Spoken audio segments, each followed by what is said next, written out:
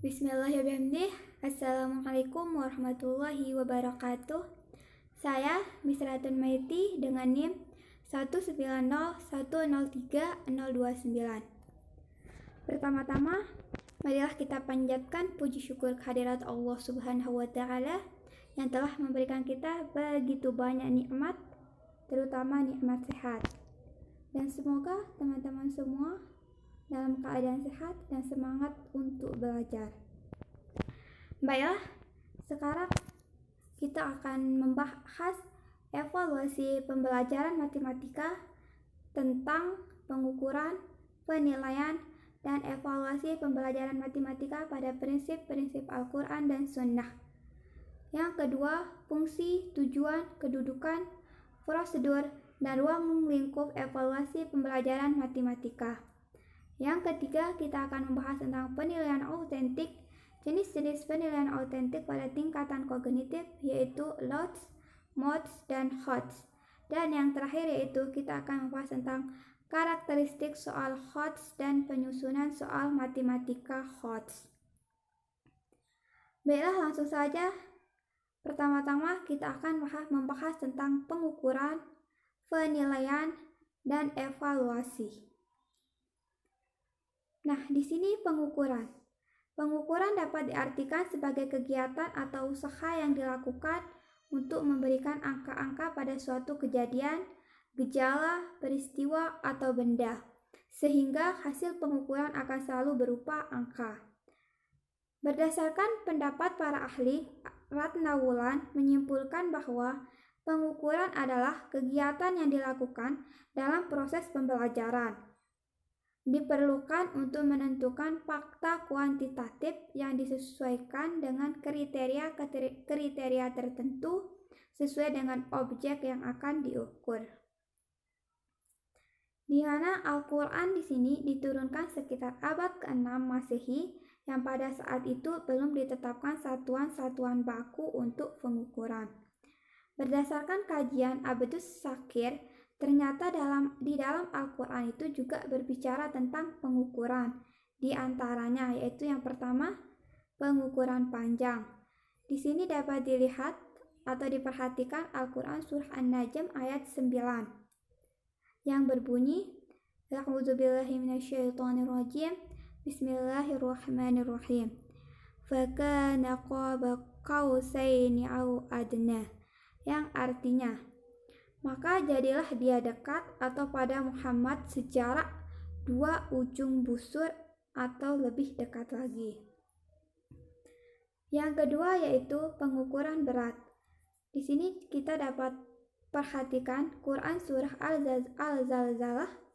Az-Zalzalah ayat 7 dan 8 yang berbunyi, Bismillahirrahmanirrahim. Famay ya'mal misqala dzarratin khairan yarah wa may ya'mal misqala dzarratin syarran yarah. Nah, di sini artinya yaitu barang siapa yang mengerjakan kebaikan sebesar zarah pun, niscaya dia akan melihat balasannya. Dan barang siapa yang mengerjakan kejahatan sebesar zarah pun, niscaya dia akan melihat balasannya pula. Baiklah, yang kedua kita akan membahas tentang penilaian. Di sini, penilaian merupakan suatu kegiatan untuk menentukan tingkat atau derajat suatu objek atau kejadian yang didasarkan atas hasil pengukuran objek tersebut. Ismanto dalam Hill menjelaskan penilaian adalah kegiatan mengolah informasi yang diperoleh melalui pengukuran untuk menganalisis dan mempertimbangkan unjuk kerja peserta didik pada tugas-tugas yang relevan. Penilaian juga merupakan suatu proses yang dilakukan untuk mendapatkan informasi dengan tujuan mempermudah mengambil keputusan tentang peserta didik, kurikulum, program, dan kebijakan pendidikan. Jadi, penilaian pada dasarnya merupakan suatu kegiatan formal untuk menentukan tingkat atau status. Penilaian atau assessment diartikan sebagai prosedur yang digunakan untuk mendapatkan informasi untuk mengukur taraf pengetahuan dan keterampilan subjek didik yang hasilnya akan digunakan untuk keperluan evaluasi. Nah, kemudian kita akan membahas tentang evaluasi. Di sini, makna evaluasi berasal dari bahasa Inggris, yaitu evaluation, yang lazim diartikan dengan makna penafsiran atau penilaian, yang kata kerjanya yaitu evaluate, diartikan menaksir. Adapun makna evaluasi dalam bahasa Arab disebut al-taqdir, yang bermakna penilaian. Akar katanya adalah al-qimah yang bermakna nilai. Dengan demikian, secara harfiah, evaluasi pembelajaran atau educational evaluation, yaitu al-taqdir al-tarbawi, diartikan sebagai penilaian dalam pendidikan atau penilaian mengenai hal-hal yang berkaitan dengan kegiatan pendidikan dalam pembelajaran. Dalam Al-Quran, terminologi evaluasi pendidikan terdapat beberapa makna dengan mengacu kepada makna kalimat atau al-hisab atau al-muhasabah. Nah, di sini dapat diperhatikan Quran surah Al-Baqarah ayat 284 yang berbunyi Bismillahirrahmanirrahim. Lillahi ma fis samawati wa ma fil ardh wa in tubdu ma fi anfusikum aw tukhfuhu yuhasibukum bihillah wa yaghfiru liman yasha wa yu'adzibu man yasha wallahu ala kulli syai'in qadir, yang artinya kepunyaan Allah lah segala apa yang ada di langit dan apa yang ada di bumi. Dan jika kamu melahirkan apa yang ada di dalam hatimu atau kamu menyembunyikannya, niscaya Allah akan membuat perhitungan dengan kamu tentang perbuatanmu itu. Maka Allah mengampuni siapa yang dikehendakinya dan menyiksa siapa yang dikehendakinya.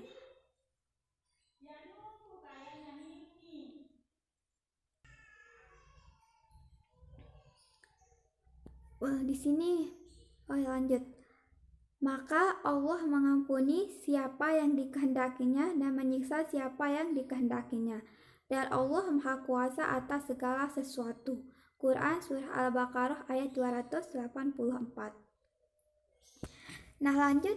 Di sini pada evaluasi pembelajaran matematika, kita akan membahas tentang fungsi, tujuan, kedudukan, prosedur, dan ruang lingkup dari evaluasi pembelajaran matematika. Baiklah, sekarang kita akan membahas satu persatu. Nah, di sini fungsi evaluasi pembelajaran matematika ini ada 4. Yang pertama yaitu sebagai alat seleksi, yang kedua sebagai alat pengukur keberhasilan, yang ketiga sebagai alat penempatan, dan yang terakhir yaitu sebagai alat diagnostik. Yang pertama yaitu kita akan membahas tentang sebagai alat seleksi. Evaluasi dapat digunakan untuk melakukan seleksi dalam penerimaan siswa baru dari suatu sekolah. Dengan evaluasi dapat ditentukan sejumlah siswa tertentu yang memenuhi syarat sebagai calon siswa yang akan diterima. Yang kedua yaitu sebagai alat pengukur keberhasilan. Di sini, evaluasi dapat digunakan untuk mengukur seberapa jauh tujuan dapat dicapai setelah kegiatan belajar mengajar dilaksanakan. Selain itu, melalui evaluasi dapat dilihat pula sampai sejauh mana seorang guru telah berhasil dalam menerapkan metode dan pendekatan, penguasaan materi, serta kebaikan dan kelemahan kurikulum yang dipakai. Yang ketiga yaitu sebagai alat penempatan. Evaluasi dapat digunakan untuk mengetahui dengan baik, termasuk kelompok mana seseorang siswa harus ditempatkan. Sekelompok siswa yang mempunyai hasil evaluasi yang sama ditempatkan pada kelompok yang sama pula. Penempatan yang cocok dengan kondisi masing-masing siswa lebih memungkinkan untuk dapat mengembangkan bakat dan kemampuannya secara optimal, sehingga hasil belajarnya pun akan mencapai tujuan dengan baik. Dan yang terakhir, fungsi evaluasi pembelajaran matematika yang terakhir yaitu sebagai alat diagnostik. Di sini, evaluasi dapat digunakan untuk mendiagnosa kesulitan belajar siswa, yaitu mengetahui letak kelemahan dan kebaikan siswa dalam penguasaan setiap konsep matematika yang telah diajarkan. Lanjut ke tujuan evaluasi. Di sini tujuan evaluasi pembelajaran matematika itu ada 6, yaitu yang pertama, untuk mendapatkan calon siswa pilihan yang cocok dengan suatu jurusan dan jenjang pendidikan tertentu. Yang kedua yaitu untuk mengetahui apakah hasil yang dicapai sudah sesuai dengan yang diharapkan atau belum. Yang ketiga, untuk menentukan tindakan atau keputusan yang dilakukan atas dasar hasil evaluasi. Yang keempat, untuk menentukan pendidikan ke jenjang selanjutnya yang sesuai dengan kemampuan, bakat, dan minat peserta didik. Yang kelima, untuk mengetahui taraf kesiapan siswa dalam memahami materi yang akan dipelajari. Nah, yang terakhir yaitu untuk mencari informasi yang dibutuhkan untuk menentukan siswa untuk dinaikkan atau mengulang di kelas yang sama. Kemudian kita akan membahas tentang kedudukan evaluasi pembelajaran matematika. Di sini, kedudukan evaluasi pendidikan ditinjau dari segi waktu pelaksanaannya, di mana waktu pelaksanaannya itu terdiri dari 3 jenis, yaitu yang pertama sebelum, selama, dan setelah kegiatan belajar mengajar berlangsung. Ditinjau dari sudut transformasi pendidikan, kedudukan evaluasi untuk mengevaluasi calon siswa, proses atau kegiatan belajar mengajar beserta komponen-komponen penunjangnya yaitu seperti guru, metode dan pendekatan, materi, sumber, alat pelajaran, dan sarana lainnya.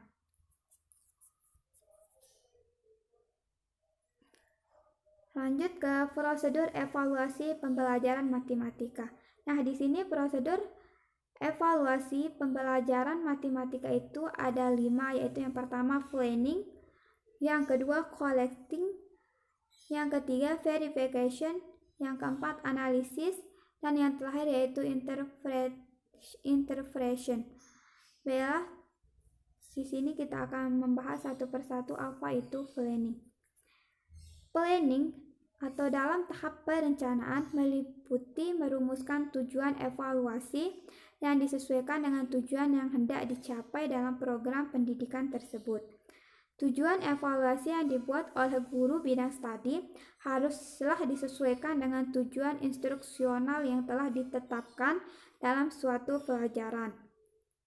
Hal lain yang harus dilakukan dalam tahap perencanaan adalah menentukan aspek-aspek yang akan dievaluasi, metode evaluasi yang akan digunakan, menyusun alat evaluasi yang akan digunakan, menentukan kriteria penilaian yang digunakan, dan yang terakhir yaitu menetapkan frekuensi evaluasi. Yang kedua yaitu collecting. Tahap pengumpulan data itu terdiri dari pertama pemeriksaan hasil dan pemberian skor, dan dilanjutkan dengan pengelompokan menurut tinggi rendahnya jenis kelamin atau hal lainnya sesuai dengan tujuan pengelompokan. Yang ketiga yaitu verification. Langkah-langkah tersebut dinamakan dengan langkah verifikasi data, yaitu langkah collecting sama planning maksudnya. Yang keempat yaitu analisis. Di sini data analisis atau diolah dengan menggunakan teknik analisis statistik atau non-statistik. Dan yang terakhir yaitu interpretation. Interpretasi atau pernyataan atau keputusan tentang hasil evaluasi. Data interpretasi ini dilakukan atas dasar kriteria tertentu yang telah disusun secara rasional. Interpretasi hasil belajar bisa berupa pernyataan atau keputusan yang diungkapkan dengan kata-kata baik, cukup buruk, tinggi, rendah, sedang, lulus, tidak lulus, dan lain-lain. Lanjut, kita akan membahas tentang ruang lingkup evaluasi. Di sini ruang lingkup evaluasi ini ada 4, yaitu pertama objek evaluasi, yang kedua evaluasi program pendidikan, yang ketiga evaluasi hasil belajar, dan yang terakhir yaitu evaluasi non-tes. Pertama yaitu kita akan membahas ruang lingkup evaluasi. Yang pertama itu objek evaluasi. Di sini objek atau sasaran evaluasi adalah sesuatu yang menjadi titik pusat pengamatan evaluasi. Objek evaluasi itu sendiri terdiri dari 3 bagian, yaitu yang pertama masukan atau input, yang kedua proses, dan yang terakhir yaitu keluaran atau output. Ruang lingkup yang kedua yaitu tentang evaluasi program pendidikan. Nah, di sini pada program pendidikan itu dapat diartikan sebagai program yang sesuai dengan rumusan di atas dalam ruang lingkup pendidikan. Ada 2 macam cara untuk mengevaluasi program pendidikan, yaitu pertama, evaluasi secara rasional, dan yang kedua yaitu evaluasi secara empirik. Ruang lingkup yang ketiga yaitu tentang evaluasi hasil belajar. Dalam evaluasi ini, yang dievaluasi adalah hasil atau output yang telah melalui proses. Evaluasi ini bisa dilakukan pada saat kegiatan belajar mengajar berlangsung atau tanya jawab lisan, atau sesudah kegiatan belajar, atau bisa juga sesudah kegiatan belajar mengajar berlangsung, atau pada akhir pertemuan, pada setiap minggu atau setiap akhir semester. Ruang lingkup yang terakhir yaitu evaluasi non-tes. Di sini evaluasi non-tes adalah evaluasi yang menitik beratkan pada bidang afektif, seperti sikap dan minat siswa terhadap pelajaran matematika. Evaluasi ini dilakukan dengan tanpa menguji peserta didik, melainkan dilakukan melalui yang pertama, pengamatan atau observasi, yang kedua wawancara, yang ketiga angket, dan yang terakhir yaitu skala. Baiklah, kita akan membahas materi yang pada pertemuan yang ketiga yaitu tentang penilaian autentik dan jenis-jenis penilaian autentik pada tingkat kognitif. Nah, di sini pada penilaian autentik ini kita akan membahas 3 pokok pembahasan, yaitu yang pertama tentang konsep dasar, yang kedua teknik dasar penilaian autentik, dan yang terakhir yaitu penilaian kinerja dari penilaian autentik. Yang pertama yaitu kita akan bahas tentang konsep dasar penilaian autentik. Di sini pada konsep dasar ini membahas tentang pengertian dari autentik itu sendiri. Selanjut, di sini istilah autentik merupakan sinonim dari asli, nyata, valid, atau reliable. Sedangkan istilah assessment merupakan sinonim dari pengujian, pengukuran, penilaian, atau evaluasi. Penilaian autentik atau authentic assessment adalah pengukuran yang bermakna secara signifikan atas hasil belajar peserta didik, baik itu untuk ranah sikap, keterampilan, dan pengetahuan. Lanjut, teknik dasar dari penilaian autentik itu ada 3, yaitu pertama penilaian langsung, penugasan, dan yang terakhir yaitu analisis proses. Baiklah, sekarang kita akan bahas satu persatuan teknik dasar dari penilaian autentik. Pertama yaitu penilaian langsung. Penilaian langsung yaitu penilaian yang dilakukan oleh guru secara langsung dalam proses pembelajaran di kelas. Guru dipandu oleh lembar penilaian guna menilai performa siswa dalam pembelajaran. Teknik yang kedua yaitu penugasan. Penilaian yang dilakukan oleh guru melalui penugasan yang diberikan pada siswa, baik itu secara individu maupun secara kelompok. Dan teknik yang terakhir yaitu analisis proses.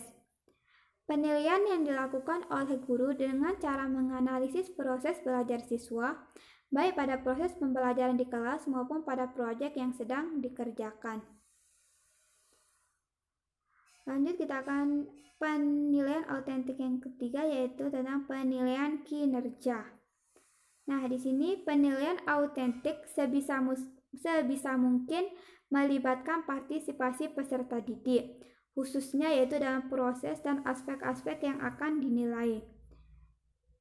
Berikut ini cara merekam hasil penilaian berbasis kinerja, yaitu sebagai berikut. Yang pertama yaitu daftar cek, yang kedua catatan anekdot atau narasi, yang ketiga skala penilaian, yang keempat memori atau ingatan, dan yang terakhir yaitu rubrik. Yaitu materi yang kedua kita akan membahas tentang, setelah kita membahas tentang penilaian autentik, maka sekarang kita akan membahas tentang jenis-jenis penilaian autentik pada tingkatan kognitif. Nah, di sini jenis-jenis penilaian autentik pada tingkatan kognitif ini ada 3, yaitu pertama LODS, MODS, dan HODS. Langsung saja di sini kita akan membahas satu persatu apa itu LODS, MODS, dan HODS. Nah, di sini LODS atau Lower Order Thinking Skill merupakan keterampilan berpikir fungsional, di mana informasi diperoleh melalui mengcopy, meniru, membeu, mengikuti peraturan-peraturan dan pengarahan-pengarahan, memorisasi, mengingat, memperoleh kembali informasi itu, mengetahui atau melakukan melalui menghafal, mengidentifikasi, dan yang terakhir yaitu mengkuantifikasikan sesuatu. Jenis-jenisnya yang kedua yaitu MODS atau Middle Order Thinking Skill. MODS atau Middle Order Thinking Skill merupakan keterampilan berpikir logika, di mana informasi digunakan untuk mengkarakterisasikan, mengasosiasikan, mendiferensiasikan, mengkategorisasikan, mengurutkan, mempolakan, menghitung, menghubungkan sebab dan akibat, merepresentasikan, dan menyimpulkan. Jenisnya yang ketiga yaitu atau yang terakhir yaitu tentang HODS atau Higher Order Thinking Skill, di mana HODS atau Higher Order Thinking Skill ini terdiri dari 2 keterampilan berpikir, yaitu yang pertama keterampilan berpikir kritis dan yang kedua yaitu keterampilan berpikir kreatif. Lanjut kita akan masuk ke pembahasan yang ketiga yaitu tentang karakteristik soal HODS dan mohon maaf sebelumnya. Ini pembahasan terakhir kita yaitu tentang karakteristik soal HODS dan penyusunan soal matematika HODS. Langsung saja, tapi sebelum kita membahas tentang karakteristik dan penyusunan soal matematika HODS, di sini dapat kita lihat bahwa tingkat kemampuan berpikir HODS maupun LODS ini digambarkan dalam bentuk piramida. Nah, di sini tingkatan kemampuan berpikir HODS maupun LODS ini digambarkan dalam bentuk piramida, yaitu dari tingkatan yang paling rendah yaitu tentang remembering atau mengingat, kemudian understanding atau memahami, selanjutnya yaitu applying atau menerapkan, selanjutnya analyzing atau menganalisis, kemudian evaluating atau mengevaluasi, dan yang terakhir yaitu creating atau menciptakan. Baiklah, langsung saja. Di sini kita akan membahas tentang karakteristik soal HODS. Di sini pada karakteristik soal HODS ini kita akan membahas 3 pokok pembahasan, yaitu yang pertama tentang fokus pada penalaran, yang kedua yaitu berkaitan dengan fenomena sehari-hari, yang ketiga yaitu soal berupa cerita, tabel, dan diagram. Nah, di sini karakteristik soal HODS itu ada 3, yaitu yang ini. Pertama kita akan bahas satu persatu karakteristik soal HODS. Yang pertama yaitu fokus pada penalaran. Soal HODS akan menitikberatkan pertanyaan yang bisa mengukur kemampuan menalar kita. Artinya di sini dari soal kita mampu menganalisis ide dan informasi secara kritis, melakukan transfer atau konsep ke konsep lainnya, hingga menggunakan analisis tersebut untuk menyelesaikan masalah dan menemukan jawaban yang benar. Karakteristik yang kedua yaitu berkaitan dengan fenomena sehari-hari. Di sini banyak mengaitkan suatu materi dengan situasi nyata dalam kehidupan sehari-hari. Contohnya di sini fenomena sosial media, resesi ekonomi, rantai makanan, adaptasi tumbuhan, rotasi bumi, virus, dan sebagainya. Karakteristik yang ketiga yaitu soal berupa cerita, tabel, dan diagram. Saat mengerjakan soal HOTS, ada data yang diberikan dalam bentuk penggalan cerita, paragraf bacaan, gambar, tabel, maupun grafik. Jadi di sini kita dituntut untuk membaca dan memahami data-data tersebut terlebih dahulu sebelum mengerjakan soal. Di sini HOT atau Higher Order Thinking Skill, kurang S-nya maaf ya, memberi pendekanan lebih pada proses. Yang pertama, mentransfer fakta dari satu konteks ke konteks lain. Yang kedua, memilih, memproses, dan menerapkan informasi. Yang ketiga, melihat keterkaitan antara beberapa informasi yang berbeda. Yang keempat, menggunakan informasi untuk menyelesaikan masalah. Dan yang terakhir yaitu menguji informasi dan gagasan secara kritis. Di sini pada HOTS juga kita akan membahas tentang bentuk soal sama tipe soal dari HOTS itu sendiri. Pertama kita akan membahas tentang bentuk soal ujian HOTS atau Higher Order Thinking meliputi pertama pertanyaan dan jawaban, kedua eksplorasi dan analisis, yang ketiga penalaran informasi bukan ingatan, yang keempat menilai, mengkritis dan menginterpretasi, kelima pernyataan HOTS tidaklah selalu lebih sulit.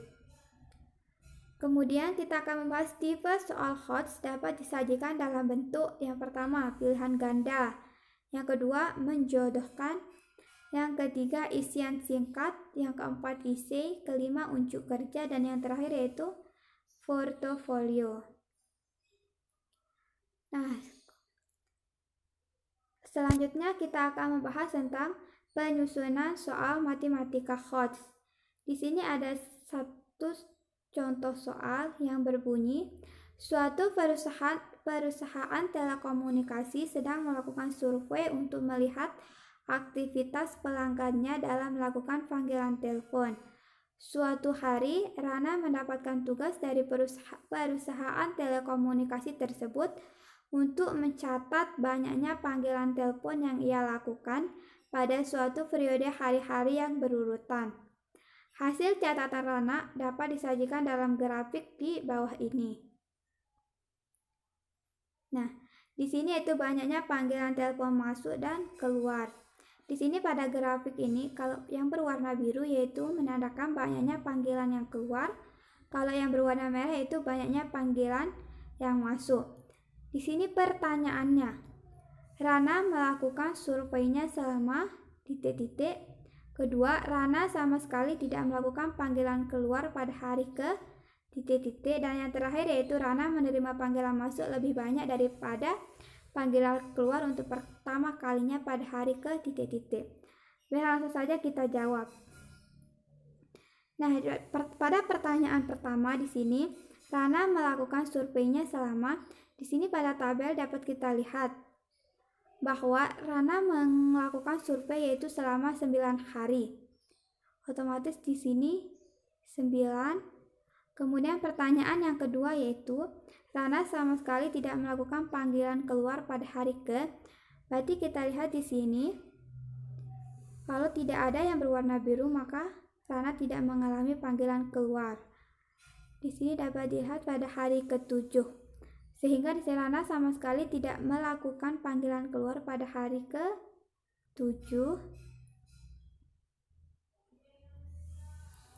Dan yang ketiga yaitu Rana menerima panggilan masuk lebih banyak daripada panggilan keluar untuk pertama kalinya pada hari ke. Nah, di sini kan terlihat dalam tabel atau dalam grafik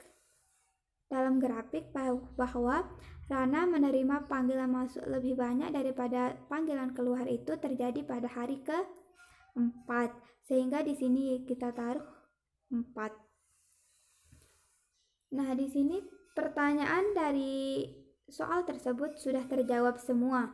Yaitu pertama, Rana melakukan survei selama 9 hari. Dan yang kedua yaitu Rana sama sekali tidak melakukan panggilan keluar pada hari ke-7.